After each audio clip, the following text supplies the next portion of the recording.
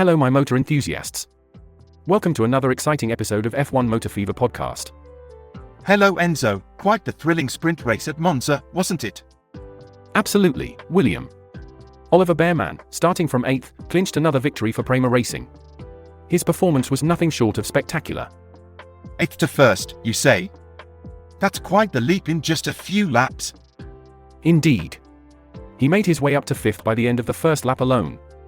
And after a crucial safety car period, he overtook seasoned competitors like Amaury Cordial and Enzo Fittipaldi. Quite the strategic masterclass then. And what about the rest of the pack? The chase was intense. Victor Martins and Joshua Duixon battled hard, securing the second and third spots respectively. And any surprises in the race? Oh, plenty. Gabriel Bortoleto made an outstanding surge from 22nd all the way to 8th, tying at the line with Dennis Hauger. That sounds like an eventful race. Can't wait to dive into the details. Hello and welcome, my dear motor enthusiasts. I'm Enzo, your host, coming to you live from London on the fantastic F1 Motor Fever podcast, which airs daily. With me today, as always, is the insightful William, our racing sage from Birmingham. How's it going, William? All good here, Enzo.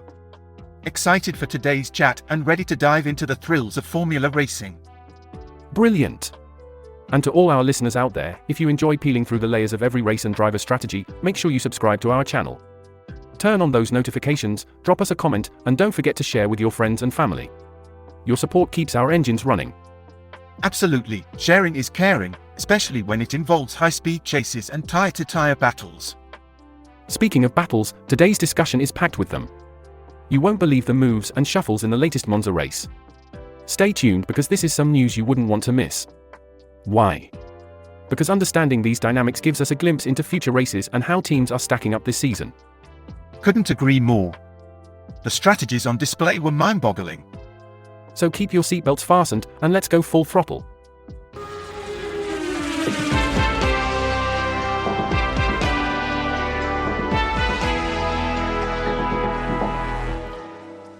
Moving on to more race details, I heard from an interesting source that Oliver Bearman didn't just climb from 8th to 1st but also managed it under some challenging circumstances, especially after a collision involving Zane Maloney and Paul Aron. That must have shaken up the field quite a bit. That's impressive, but I'm not entirely sure about Maloney's involvement in a collision. Maybe we should verify that. Good point. Let me just make a quick call to our channel's official reporter. Hello, all good? I'm here trying to piece together the events from the Monza Sprint Race. Was there actually a collision involving Zane Maloney and Paul Aron that affected the race outcome? Right. Got it. Cheers, catch you later. Hanging up now. Well, it turns out Maloney did have a tussle with Aron, resulting in front wing damage for Aron, which indeed shook up the race dynamics. That does add another layer to Bearman's victory, navigating through a race where top contenders are dropping back. Exactly, and it's not just about speed but also about making the most of the opportunities that come your way. Speaking of opportunities, Gabriel Bortoleto's rise from 22nd to 8th is another highlight. What a charge through the field. It's the kind of performance that puts a driver on the map, wouldn't you agree? Absolutely, and it sets up a fascinating scenario for the feature race. If these drivers carry over their momentum, we're in for a riveting 30 laps come Sunday. And with the race set to get underway at 10:05 local time, the strategies employed will be crucial. I'm particularly keen to see how the teams adapt based on the lessons from the sprint.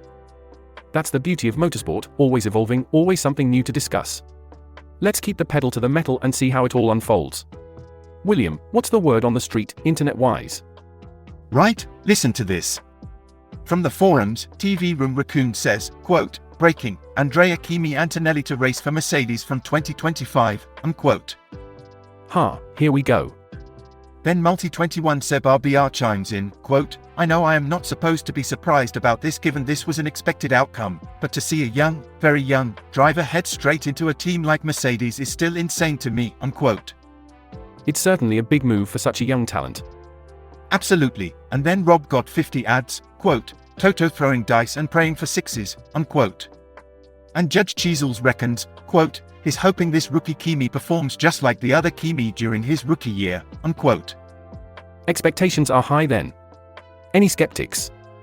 Oh, plenty. Jaden Hayes pointed out, quote, to be fair, it's not unlikely that he will perform better than most rookies we see in the bottom 3 teams. His car is good enough that he will get points finishes, or even a podium if everything aligns. And if you remember, that is something that some drivers will never experience. It's a bit bittersweet, unquote. That's a fair assessment. Any talk of the pressures? Indeed. K9K made an interesting point, quote, "It's not just Toto throwing the dice. If Antonelli doesn't immediately perform well compared to Russell, his career will take a massive hit. The pressure on him will be incredible," unquote. It's a tough gig, stepping into such a high-profile role so early. It really is. And Program Magar summed it up well, saying, quote, "Well then he has to throw more than one from his chances," unquote. A lot riding on young Antonelli's shoulders then. Let's hope he can handle the heat and doesn't find himself getting too cooked in the Merc pressure cooker. Exactly. It'll be intriguing to see how it all pans out. Thanks for tuning into F1 Motor Fever podcast today. We've had a thrilling discussion about the upcoming shifts in driver lineups and how they might shake up the Formula One grid. Your participation makes these discussions all the more enriching. Please, do subscribe and activate those notifications so you won't miss any of our future episodes.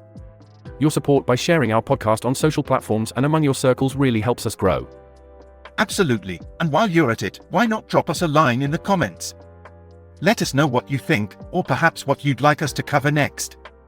We're here daily, and there's always something exciting around the corner.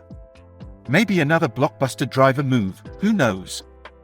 We truly appreciate you joining us and sharing your time. We're already looking forward to the next episode with great anticipation. And remember, keep those comments witty and those shares speedy. Pedal to the metal, keep your gaze on the road, our channel's content is pure gold. See you next time.